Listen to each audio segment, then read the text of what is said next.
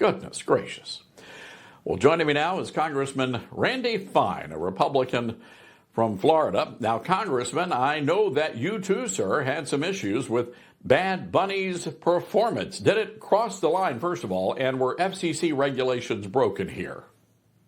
Well, I don't care what language you say it in. You can't say the F word in a live broadcast. And I don't care where you're from, but you can't tell children to go out and use cocaine. Both of those things happened in Bad Bunny's performance. It's against the law, and people need to be held accountable, particularly the NFL and NBC, who knew or should have known what was going to happen during the performance.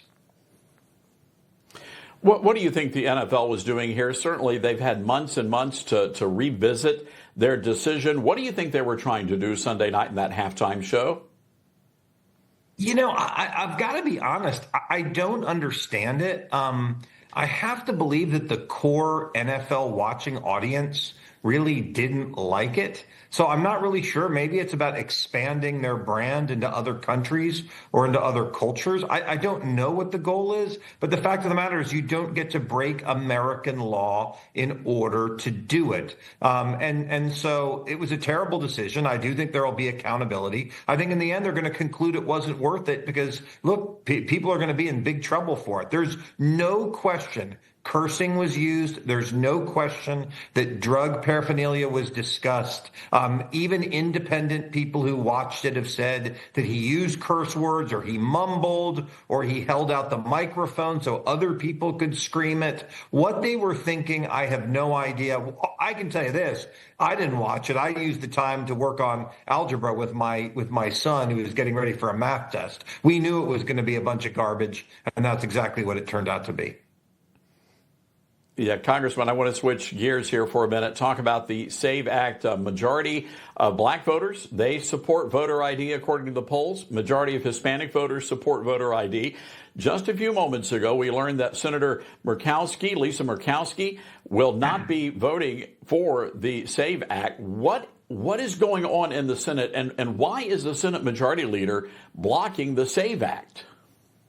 Well, I think what we're going to do is we're going to be passing it off the floor, I believe, this week, an enhanced version, the Save America Act, which not only requires that we confirm citizenship before you register, but that you have to show a photo ID in order to vote. We will then set that to the Senate, and we're going to expect that they hear it. Why Lisa Murkowski is against these things is beyond me, because the fact of the matter is it is racist to say that minorities cannot get driver's licenses or photo ID. So why anyone would be against this, I don't know. I guess the question is maybe Lisa Murkowski needs to cheat in order to win, but that's the only reason to oppose these bills is if you can't win in a free and fair election.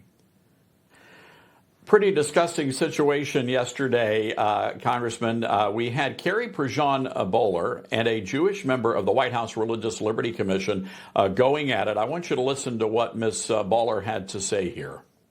Natan Sharansky says there's three things that you shouldn't do with Israel. You shouldn't delegitimize it, you shouldn't demonize it, and you shouldn't apply a double standard. You can abide by those three things, you're not anti-Semitic. So by not being a Zionist, does that make you an anti-Semite? I don't think you need to be a Zionist to support a country that defends itself and is free and religious in a hostile neighborhood. So is anti-Zionism anti-Semitism? One second, Carrie. Yes. It is? It is? Sorry. Yes. All right, Congressman, your reaction to that back and forth. Yeah, look, she's clearly an idiot and has no business being on that commission. And I suspect she won't be for much longer. And I'll probably leave it at that. But, you know, to pick out the only Jewish nation in the world, there's 57 Muslim countries, many, many Christian nations. But some reason, idiots like this lady seem bothered by this tiny little strip of land that the Jews call their own. She's just a moron, and she should be considered in that light. You know, Congressman, again, with the relationship we have with Israel, are you concerned about this? Is it a rise in anti-Semitism we are seeing within the Republican Party, or has it always been there? Is it a problem? Well, unfortunately, I know more about this than most. I'm one of only 4 Republican Jews in Congress. I've dealt with anti-Semitism my whole life, and I'll tell you, it's been there for thousands of years. It'll be there for thousands of years. There's always been this strain of idiots like this woman who believe these kinds of things. It's not helped by people like Tucker Carlson who traffic and rank anti-Semitism. I mean, I used to say he's the most dangerous anti-Semite in America. I think people are now realizing what a delusional idiot that he is as well. So I don't know that he's as dangerous, but it's always been out there. What I will point out is this. I served with 2 anti-Semites in Congress that were Republican, 2 out of 220. One quit, and the other one we're going to beat in a few months, and then we will be anti-Semite free. So President Trump and the Republican Party have said there is no room for this, and we can deal with the sort of loser influencers who just kind of say this stuff to make a buck, but they're just a bunch of idiots. And Congressman, who is that person you're talking about?